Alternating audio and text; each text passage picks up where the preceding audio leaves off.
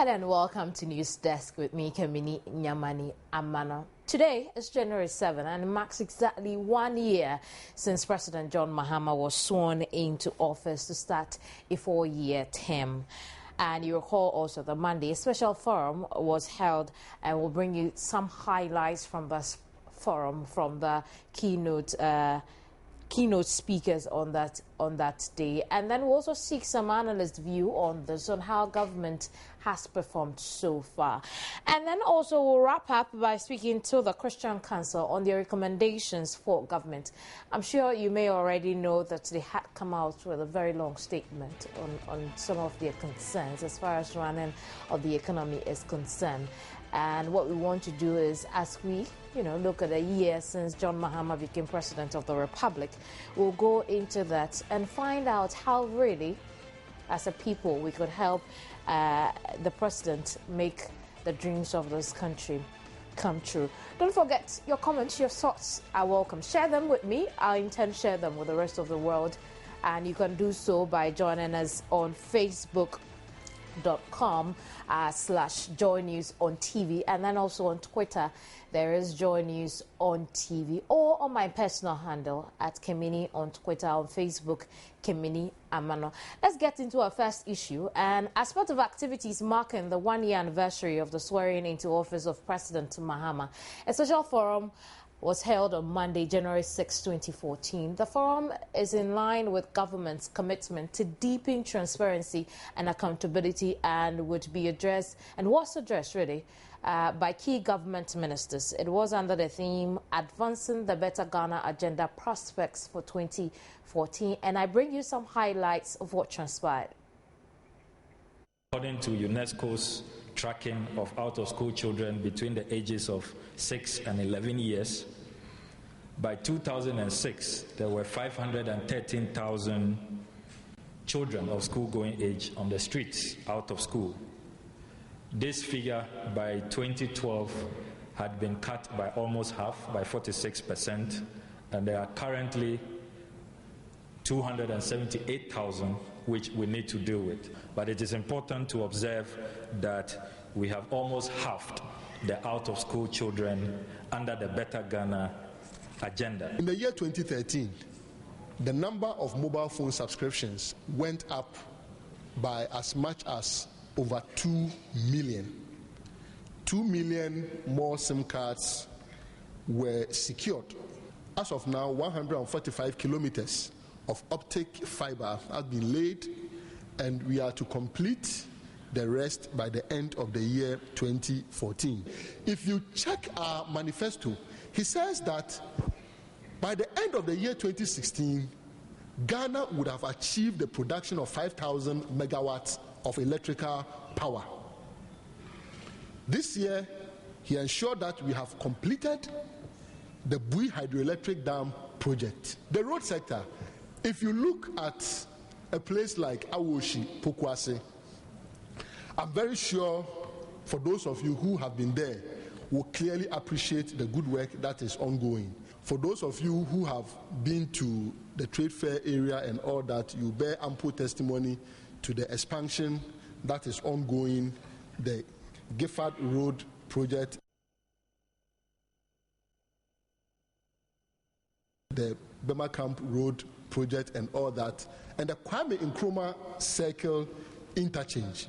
And if plans are to materialize, I would love to see coming into fruition the interchange at the Tema motorway section that will ensure that if you were going to Volta region or you were going to Togo, it will just be a matter of not going through the heavy traffic, but moving, flying over and hitting a segment that will just take you straight away. We cannot eat our cake and have it. We have done it for 20 years. And from now going, we need to be able to take this country along and tell the truth to the country that eating our cake and having it is simply not possible anymore. Now, it's not just about Ghana.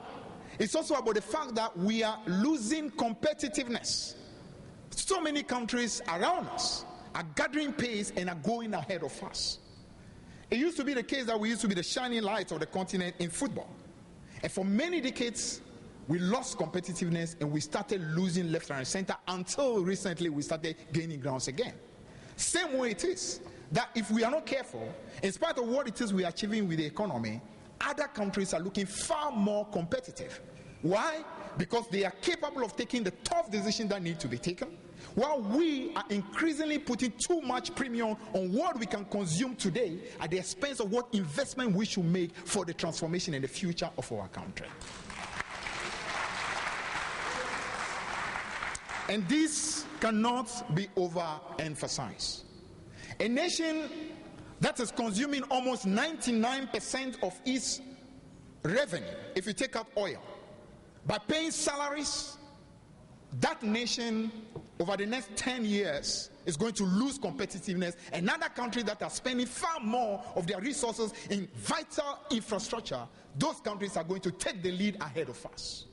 It simply shows that we need to have a serious decision and say enough is enough. This path cannot continue. This is the only African country where we can have elections conducted in such a close manner, and we can come to a difference of maybe not more than 300,000, 400,000 votes. And yet, because of the Ghanaian people and our inherent commitment to our democracy, there is no disorder, there is no violence, there is peace, there is stability, and that is the reason why we are the best investment address in Africa, regardless of whatever anybody else tells you. I also want to tell you that over the year we have contributed our quota, not just as a country, but as a country within a regional framework, to the development and to the continuous building of peace on our continent. We have Ghanaian soldiers serving as peacekeepers in Côte d'Ivoire, because there are still some in Côte d'Ivoire, in Mali. Indeed, we are going to soon think about deploying into South Sudan to be able to support the peace process that is ongoing over there. And our commitment to being part of the process of creating a new image for Africa by helping ourselves as Africans to police our own problems and to demonstrate, in the words of the first president, that we are capable of solving our own problems. We have, over the last year, built bilateral and multilateral relationships that indeed are going to help to continue to build on the progress that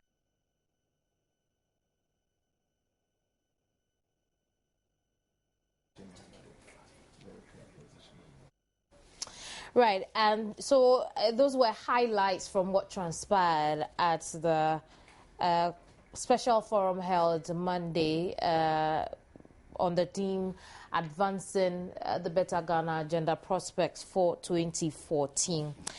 Joining us over the telephone now is David Agbe. He's Executive Director for the Ghana Institute of Governance and Security. Hello, David. Yes, good morning, Kevin. Absolutely. Good morning to you. David, 1 year since John Mahama became president. First of all, what's your own assessment of this period? Thank you very much for the opportunity. I think that, first of all, we need to congratulate every Ghanaian that we are all alive, having gone through a terrible year 2013 through a lot of processes, especially with regards to the Supreme Court matter. We could appreciate the fact that every Ghanaian was committed to the democratic governance processes, and therefore we did not experience some bad images as far as the country was concerned. But I mean, there were a lot of issues that happened. And so for that matter, whilst we've all resolved to the peace process and to make sure that we follow due processes as far as our governance systems are concerned, fine enough. But on the economic side of the coin, I think that we did not perform creditably well at all. We realized that a lot of things were not done properly.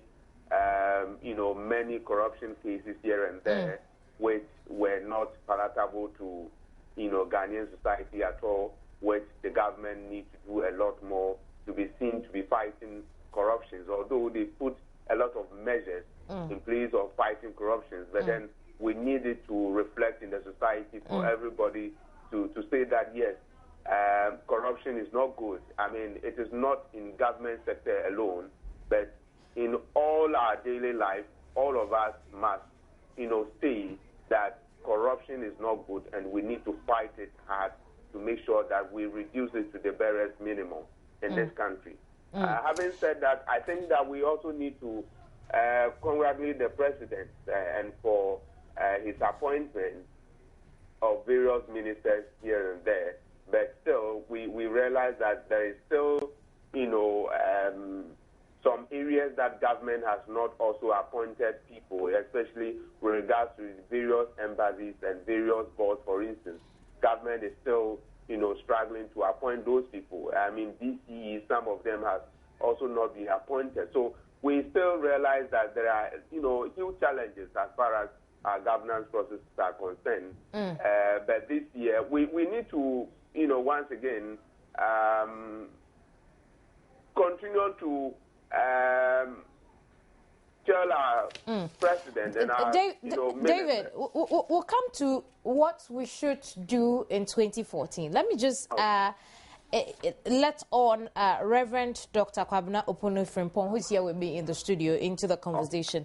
He is the General Secretary for the Christian Council of Ghana. Thank you very much, Reverend, for joining us on News Desk. Good morning, my sister. Reverend, absolutely. What would be your assessment of 1 year John Mahama administration? I will admit some of the issues Dr. Darko just raised. For us to be able to keep our cohesion as a country, after the Supreme Court issues and the various fire outbreaks in markets that we suffered, for us as a nation to be able to keep ourselves together in unity, in peace, we need to, congratulate ourselves, but also congratulate our leaders, especially the president. If things had gotten out of hands, we might have seen the difference.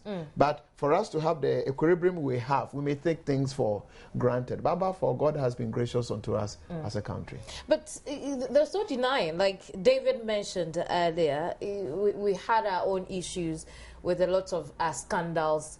It hit us back to back. Is there a real commitment to fighting corruption? Do you see that? In governance, there are so many branches you must focus. You may have the political development, you may have social development, other sectors. I must say that as a country, we are giving too much attention to political development. Even there is on election.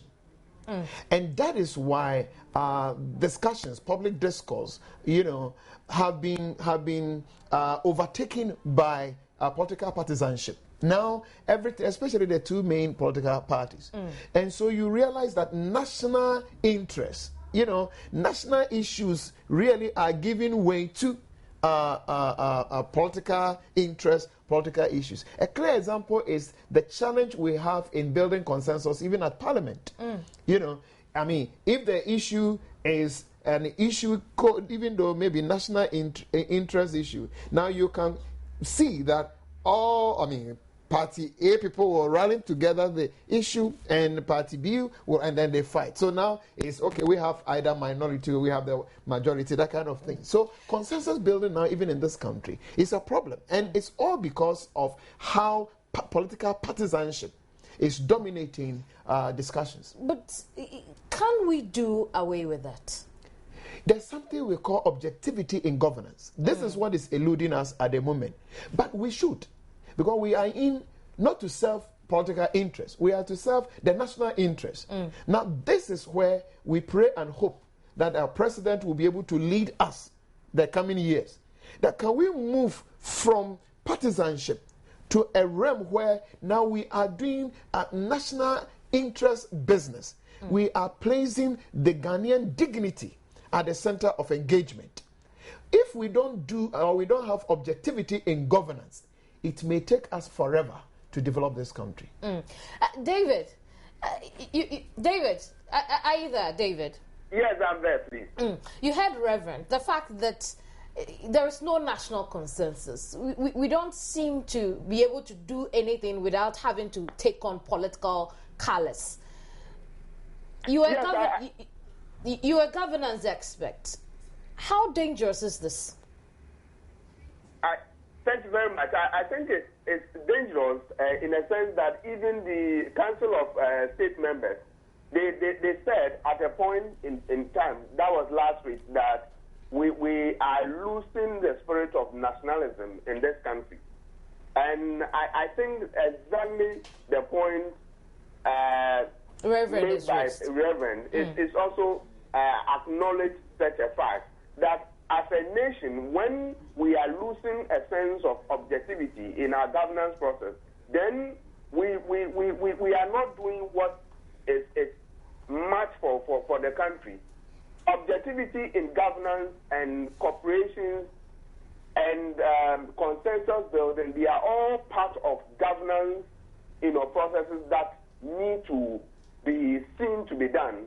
But here is the case that objectivity is not seen. People are doing certain things undercover all the time. That is why corruption cases keeps on popping up. Because we are not seeing our people practicing transparent system of democracy. And therefore, we are always sweeping objectivity under the carpet. And we all need to tell our leaders that every leader must champion a good cause, must be able to do certain things which is being seen by the people as trying to depict a good characteristics of, protecting the nation. But here is the case that we are not seeing our leaders doing much of those things which is affecting the country in terms of our economic lifestyle, in terms of our social, life, and so many aspects of... And David, why does it seem as though people can't do without, people can put on the national colors and prefer their political ones? Because we are fighting within ourselves in such that we have conflict among us. If somebody is appointed as a minister, he is looking for his personal interest, he is looking for his constituency interest, he is looking for family, and so many things. So you realize that he has a personal conflict to deal with. But then, whilst we are appointed as ministers of state, as leaders of this country, we must fight for the common interest of the nation first before our personal interest. When we are not able to do that, then obviously we will fail the nation. Reverend, how did we get to the point where we don't seem to care about the national interest anymore? There are so many factors here. One is we are still growing as a country in our democratic culture. We have gone through military interventions for some time, and democracy as we have it today is how many years, and so I think we are still maturing, and if we have some level of stability, a day will come we may get there. But as a country, we also need to heal the wounds of our history. You see, there's pain, wounds, all the various traditions, and everybody is waiting for opportune time. Also, kind of to punish the other person. You punish me when you were in power. You were there this 20 years ago, 10 years ago, Or an opportune time to make money. Before we get there, opportune time to punish your enemies. You see, it is there. We need to stop, pause somewhere, and say that we will not carry the pain of yesteryears to tomorrow. And as a country, let us reconcile ourselves. And especially the two main political parties must be able to reconcile this country. They are pushing their pain on us, their anger on us indirectly. And we all feel it in a way. So the issues that should not call for insults and tension. You see that during election, there's this recycle of electoral tension. And they bring their pain and their anger. Some of the things don't have anything to do. It happened some years ago. You push us into prison, you push us into this. How can the two major political parties, the NDC and the NPP, reconcile us? We may need a national debate on this, for us to admit that even the wounds in our history exist.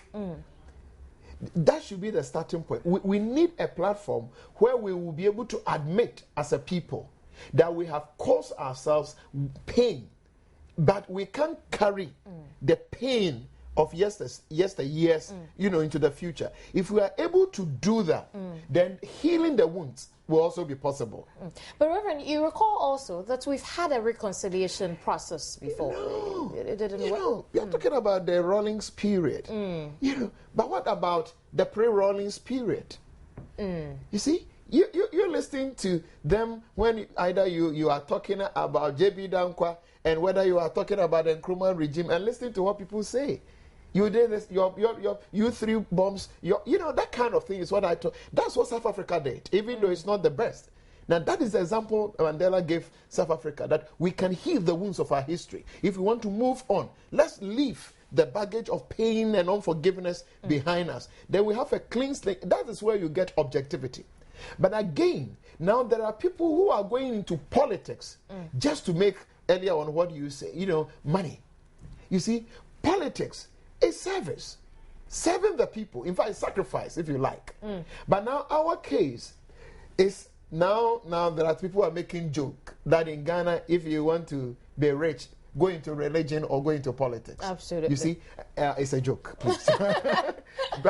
but sometimes it's like this joke also is becoming a reality, because there are those who think, oh, this guy just finished university and now within a year or two driving a V8, buying this building. Then there can be some truth in this kind of jokes, and we need to work on that public service is sacrifice, is service. But now that is not the story. So there are people who are making all kinds of investments, just to get there. And when they get there, they feel that the time has come for them to also make money. Right, David. Let's get back to measuring 1 year John Mahama as president. What were some of your disappointments? One, I will touch on that, but I just want to comment on the point that Reverend just made. Go ahead. That now it is obvious that if you want to make it in Ghana now, it is either politics or into religion. It's a joke. Reverend says it's a joke. It is not a joke. It is a serious business that they are doing. It is a serious business that they are doing. For almost about 10 years now, you realize that religious bodies are making fantabulous, money in all spheres of life. You go to any street of this country, you will see their billboards everywhere, and they are making huge sums of money. Reverend, let me ask you: is that also a sign of corruption?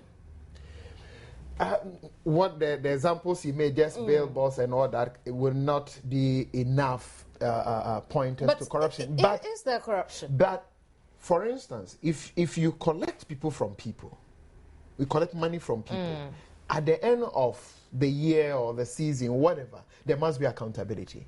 If a church is not doing that, there's something wrong. Who should the church be accountable to? They are not accountable to anybody at all. They are accountable to their wives and their kids, and that is what is put best. Now, let's do it this way. Let's look at it. You see, elsewhere, in fact, if even you go to Ivory Coast, you can't set up a church without belonging to one of the Christian bodies in the country. Now, we have some freedoms in this country. One breath, it's working well for us that you can wake up tomorrow morning, look for a classroom somewhere, and set up a church. Right. But that freedom we have is also not working well for us, because, for instance, if you're a member of the Christian Council of Ghana and you are not doing something right, we can throw you out. But if you don't belong to any Christian bodies, and you have your what they call one-man church, and there's no code of ethics, you are not under any regulation, you know, nobody, outsiders think all the churches are the same. We are not the same. Let's leave the point of religion. Would save that for last as to what role religion also can play in this growth we are seeking. But David, I was asking you, 1 year after swearing in John Mahama as president, what are some of your disappointments? I think that my disappointment as far as this year is concerned, I've not yet seen it. But if you talk of last year, yes, there were a lot of disappointments, you know, as far back last year. Because as of now, like I said, we've still not appointed, you know, many ambassadors, DCs, and various boards. I mean, it is not good for our system of, you know, democracy. And to a large extent, last year that there were all these doomsday life-related issues, but it was, you know, resolved along the line, having inaugurated the T3 of almost about 132 megawatts, and then the 400 megawatts at Bui. I mean, it has coiled those things down. But I mean, my disappointment will be that Parliament has not been able to do a lot. That is why we've seen a lot of, you know, corruption in our society. We thought that, you know, Parliament should have been more diligent in terms of approval of loans and money that they need to give to various state institutions here and there. They need to do more detailed due diligence on those monies, but they were not able to do that. So our Parliament is now being seen as a rubber stamp, you know, Parliament, which is not good for us. We expect them to do more than what they are doing. And therefore, they should not come for our vote alone to say that they are representing us, but they are not doing what is expected of them. So Parliament needs to be more, you know, robust now. All the time, what we see is that they are asking of, you know, salary increment here and there, allowances here and there, but they are not doing what they were actually voted for. So I think that we need to focus our attention on, you know, the parliamentarian now and tell them that they need to represent us very well, not what they are doing as we speak now. I see. Reverend, what would be yours? I will not call it disappointment. I would say we have concerns. Christian Council of Ghana. For us, the political partisanship must be addressed. And now is emerging everywhere, in the parliament, in media, it's going everywhere. And we pray and hope that the coming years, the president will be able to bring all of us together to build the nation. And I will not have that dichotomy that this group, that group, they are not prepared to come in. That is our worry. That's our concern. But so far, we thank God how far He has brought us as a nation. David, you are governance experts. A lot of the conversation of how to deal with partisan issues has been the fact that, okay, let's have a president who really does not align with any political party. What will be your own assessment of that? That would be extremely difficult, that we could get a president in this country that would not follow a certain political, you know, color. I mean, that would be extremely difficult. But I must say that the president also disappointed the whole country, you know, in a sense that last year he promised us, when he was inaugurated, he made mention of the fact that he's going to make sure that he brings all the political leaders, you know, once a while, he will organize an event for them, bring Nanado, bring himself, and Joe Wise, and Yabua and Co., all of them together to make sure that he tried to digest the issue of these countries with them and all that. But we've not seen the president, doing that. And we expect him this year to bring all of the political leaders onto a round table and then try to diagnose what is actually affecting the country, progress. So let's see those things reflecting in our leaders so that we can trust them the more. But as we speak now, everybody is thinking that if you want to get rich, go into politics, go into religion, and you'll be well endowed in the society, and which did not paint a good picture for us. So let's see our leaders demonstrating good leadership characteristics so that they could be trusted. But as we speak now, there is a bit of question mark here and there. So we need to be more robust. And, you know, you, the media, too, we like what you are doing. We want you to, you know, follow the politicians, try to mirror their leadership style, try to tell them what needs to be done. What the society needs now is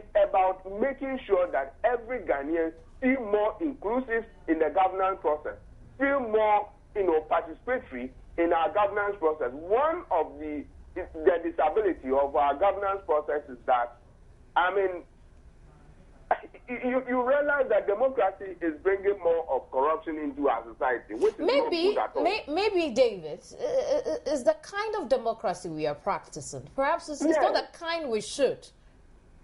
Our democracy has not, you know, to a large extent, it has a certain, you know, disability in the sense that our democracy is rather promoting more of corruption rather than a military governance system where, I mean, you wouldn't see much of those corruption going on in military governance process. But democracy, we accept it that it is a good, you know, and better practice. But then it is rather promoting, you know, corruption in our system where nobody is seen to be punished.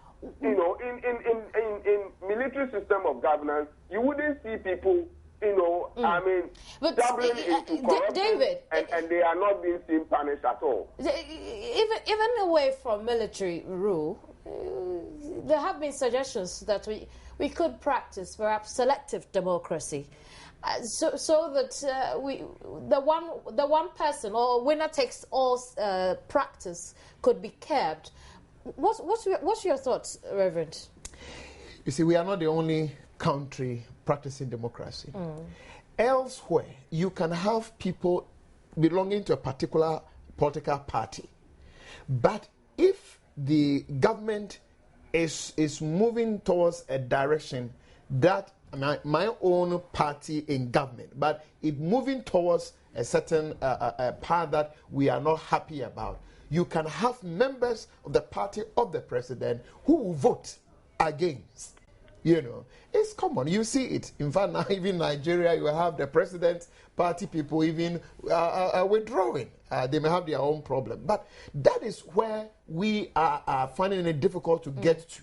That is what I call earlier on objectivity in governance. Can we have a situation where somebody is saying, I belong to the opposition party, but what the president is doing or what the executive is doing is right, I will support it. Or I belong to the party in government, but this particular bill or this issue in the budget, I can't vote for it. It will not build this country. It will not help my people. At the moment, if we are able to solve that problem, cross that river, then we will get there. But now the situation is, if something is from my party, even if it will bring all of us into difficulty, I will still vote for it. Or something is from the opposing side, it will help build this country. But because in future it will give them more votes, I will be against it. Now that is the problem we need to address at the moment in our governance system. Absolutely. And so, David, would a third chamber necessarily help us solve those issues? I think that the parliamentarian needs to be seen as being objective, being a bit independent. Although we appreciate the fact that they all belong to a political class or a political group. I mean, every political party has its own ideology here and there. But when a critical issue is put on the table, we must see them contributing based on their knowledge and independent mind, you know, to digest the issue and say that, yes, this is good for Ghana, but not trying to say that because I belong to MPP or I belong to NDC, I need to vote in this manner. No, use your independent mind, use your intellectual ability to protect this country and to make a strong point for it to be registered in the good books of our history that, yes, this man championed the cause of this country. And we need to see that independent mind reflecting in our parliamentarian. But as we speak now, they don't have an independent mind at all, although they belong to a good house, which we see them all the time. But then we are not seeing that independent mind in each individual at all. And they need to display their expertise. You know, when it comes to economic matters, we need them to contribute to knowledge. We need to see them contributing to knowledge all the time so that we can actually benefit from, you know, the democratic governance that we are all, you know, seeking to practice now. But as you speak now, we are not seeing them being disciplined enough to champion the cause of this country at all. The president has really had a tough year, I believe, from the labor unrest, from the scandals that hit him. Let's move away from corruption for a while, and then we'll talk about security. David. Yes, I think that we all also need to appreciate the fact that the president has also done a lot as far as security matters of this country is concerned. Largely, you realize that the police and the military has been more, you know, active now. Now, when you report an incident to the police, the speed, the agility of which they address the issue is more appreciated than, you know, those days that they did not have logistics. You know, cars were not there. So when you report a matter to the police station, it takes you almost about a week before those issues were you know, seem to be addressed. But now they are being, you know, more proactive. They are more being visible, you know, across the streets of Ghana. You see police people everywhere. So as a citizen, you feel more secure. You seem more motivated that at least somebody is there to protect you from any unforeseen event. So I think that on the security-wise, the government, and for that matter, the president is doing a lot, which we all need to appreciate that fact. But when it comes to labor-related matter, I think that the Minister of Finance, Honorable Setepe, has indicated that this year they are not going to increase, you know, people who work in public sector. Yes, absolutely. Yes, and I think that it is a very good thing that he is bringing on. Right, David. David, I'm gonna have you hold that thought for a minute. Let me just bring Reverend on in this security conversation. Reverend, security-wise, how would you mark the president? I will also endorse what David just mentioned, the visibility of the police. I mean, it's one thing that we must congratulate the president and his team, the IGP, you know, the police visibility. Even though we can still move to another level, you know, but at least so far it gives public confidence. But there's another side of security, you know, social security, not putting money for pension, but for instance, for the disabled in our society, for children. Now, this is a country, you just hear a 60-year-old has raped a 4-year, you know. And there are people in our communities who are just not well, who are not healthy. And elsewhere, you have a clinic, you know, social facilities that people who are going through psychological, who are going through emotional trauma, will be helped. The rate people are committing suicide in this country is very worrying. And that is also another side of security. We must consider marriages and all that. You see, you don't expect results where you are not investing. And as a country, we must also invest in public confidence, social security. The social welfare system must work well. That if somebody feels that it's become difficult for me to face tomorrow, there must be structures that can, and the safety networks that can keep you going. But now for many people, young people, it's like suicide is the answer. There are some couples. Reverend, that could be because the very, you know, unit, which is the family, it's broken. And how does, you know, governance rope into that? You see, that is, earlier on raised this issue that our development is becoming more political. And even when you talk about political development, it's more an election and, you know, that kind of thing. But governance is more than a political development. Social development is another thing.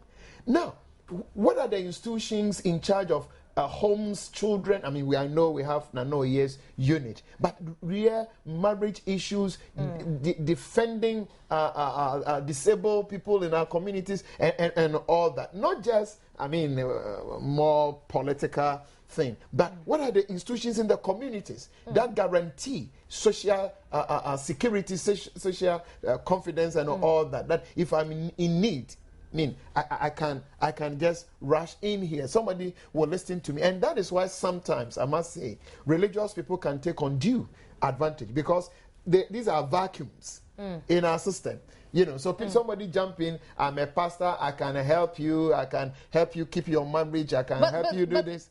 Naturally, the church should be able to help. Perhaps that would be the role the church would play. But you go elsewhere, and such clinics are there. Not clinic for sick, I mean, serious, you know, but people who have mental challenges, who have psychological challenges, who are having difficulties in relationship. This must also be at the center of governance. Reverend, those institutions you mentioned, are they not private even ventures? You see, again, that is another area we are not doing well. You know, the strengthening of civil societies. Now it's like we can do without civil societies. You sometimes hear that, oh, now let the religious people keep quiet.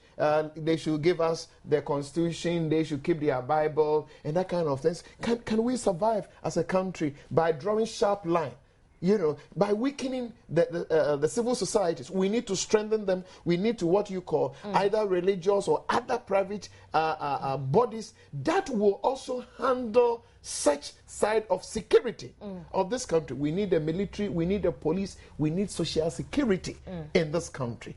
You see, but those vacuums are still there, and the evidence, the number of suicidal records, we are, divorce rates and young people who feel there's no hope for tomorrow and all that. Elderly people who are raping, and you see them well dressed, you think they are safe, they are sick. You see, but now there are no structures to help such people also. So we need to move security from just political other areas also to the social, relational security of our people. Right. Let me just remind you that pretty shortly we'll go over to the conference center, where the banquet hall, rather, where President John Mahama will be addressing or interacting with selected media men, and it's part of the activities to mark his first year of his first term as president. Your messages have been pouring in our social media platforms. I'll read some of them pretty shortly, but let me go over to David. Hello, David. Are you still with me? I understand David is not over the telephone. So here's what I'm going to do. I'm going to read some of your messages quickly, and then I'll get back to Reverend, and then would continue with the conversation. Testron Adani Enoch says, I will ask the president to change things because things are difficult. And Tahiru Al Hassan says the act of Ghana police. And Prince Gijon Donatus Jejom says, I would ask Mr. President to know why he would like to go for a second term.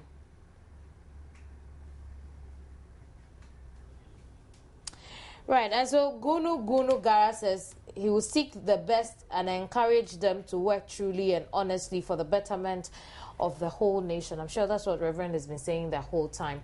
But let's go back to the telephone. David is back. David. Yes, I'm sorry. I think the line stripped off. Yeah, it did, indeed. But David, Reverend was really talking about the fact that we had neglected a part of security, which is social security, and the fact that the very fabric of society is broken because we have neglected that aspect of our lives. People are committing suicide. People are indulging in all sorts of vices because of that. What would it take for us to reverse that trend? Thank you very much. I think that we need to go back and look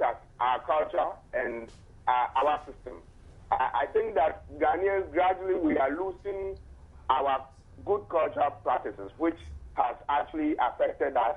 Now everything is modernization. We are trying to modernize, photocopy every tradition across the globe, which is not good at all. And as a country, as soon as you begin to lose the culture sense of your country, then you know that you are getting into a serious problem. That is why socially we are not seen as being how do I even put it? We are not seeing each other as keeping each other, you know, like you used to David, in those days. In going back to our roots, what role can governance play? I think that what government needs to do now is to make sure that we actually look for our chiefs and try to bring them on board in terms of how we can bring our good cultural practices, not the cultures which are seen to be quite detrimental to our social being, but good cultural practices of this country. We need to seek advice from our chiefs. Our various chiefs, every region do have a very good cultures which could be replicated into other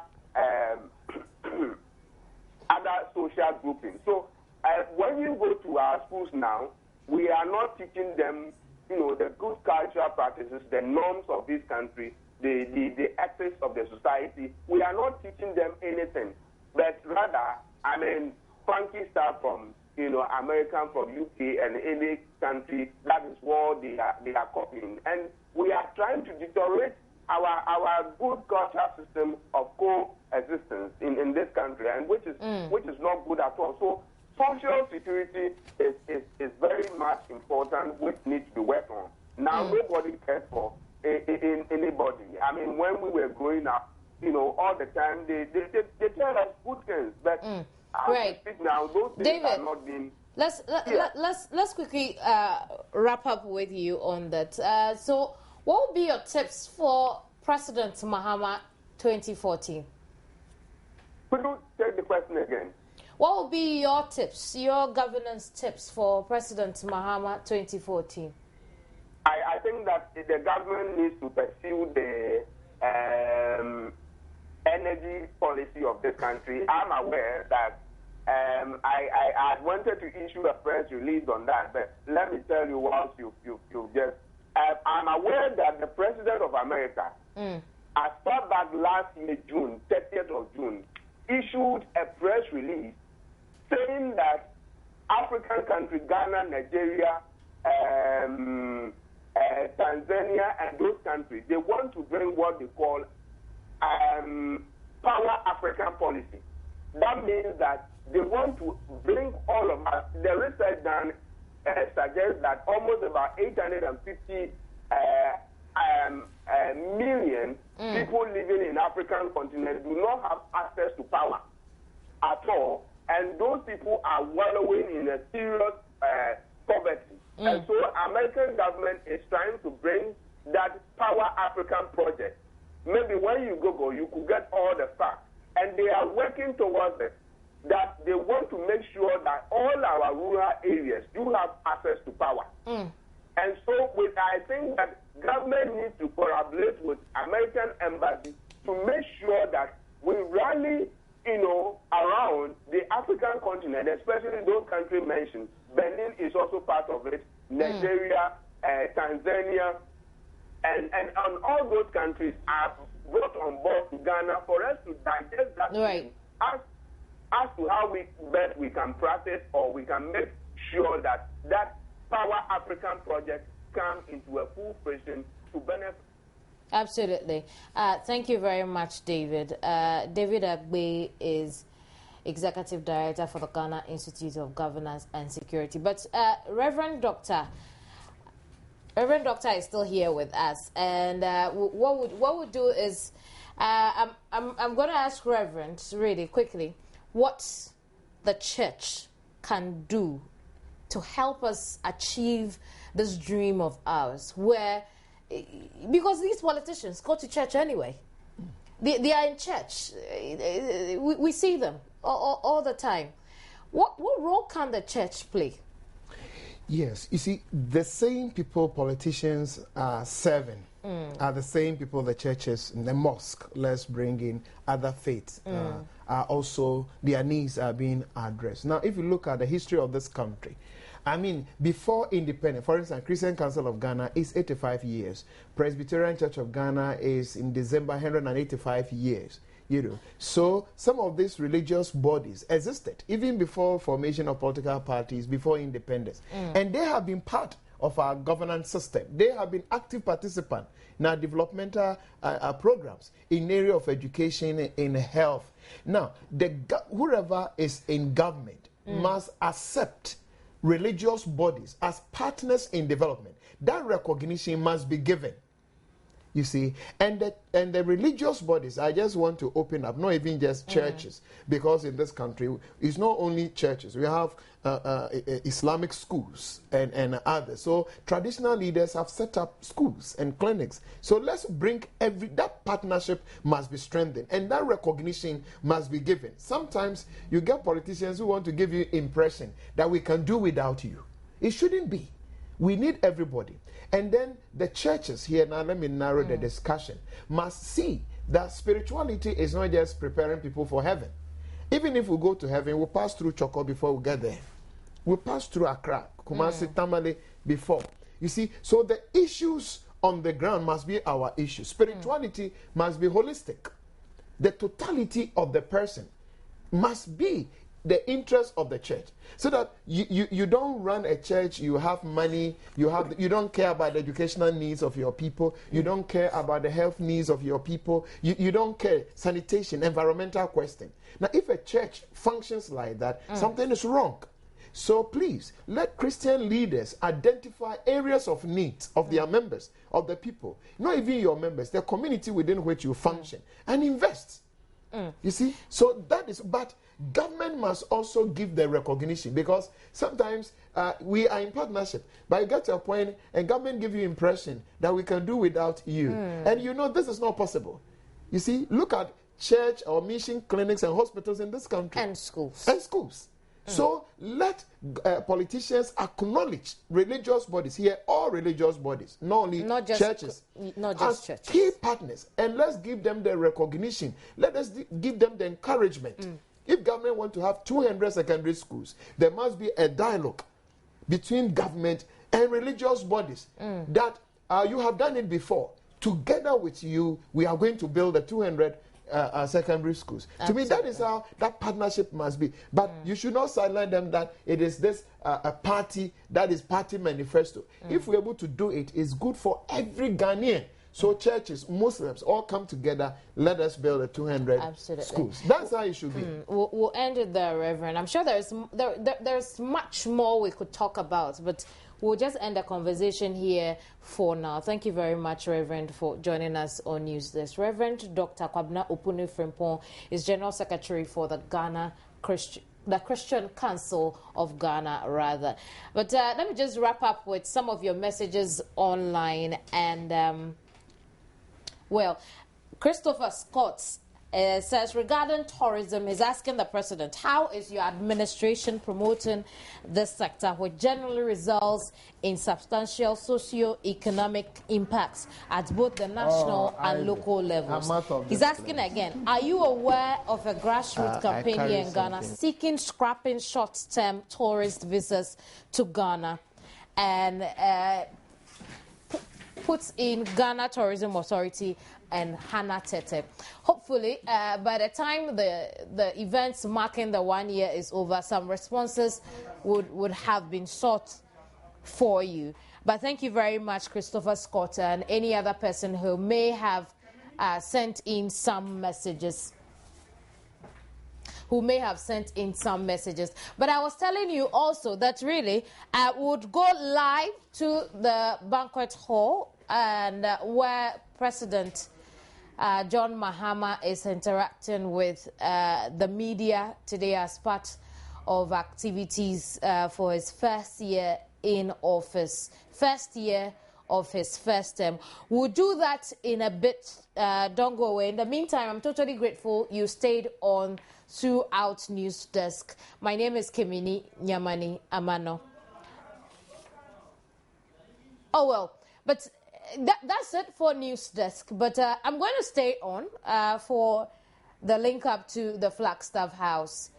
And we'll do that in a minute. But while we're looking into that, let me read some of your messages as far as what you would like to ask the president is concerned. And, well, Osajefo Yao Dramina says, master of cheap talk. He's trained to talk, and well, that's very painful, Osajefo. And I think I'll end there. Mohammed Mustafa Lukman says, more employment. John Mahama to educated people. Arnold Dako says, he has failed Ghanaians. What are we seeing? Zero achievement. There are more schools under trees. He should check them. And we are now slaves in our own motherland, increasing things like blasted water pipes. I'm sure you get the picture Arnold is trying to create.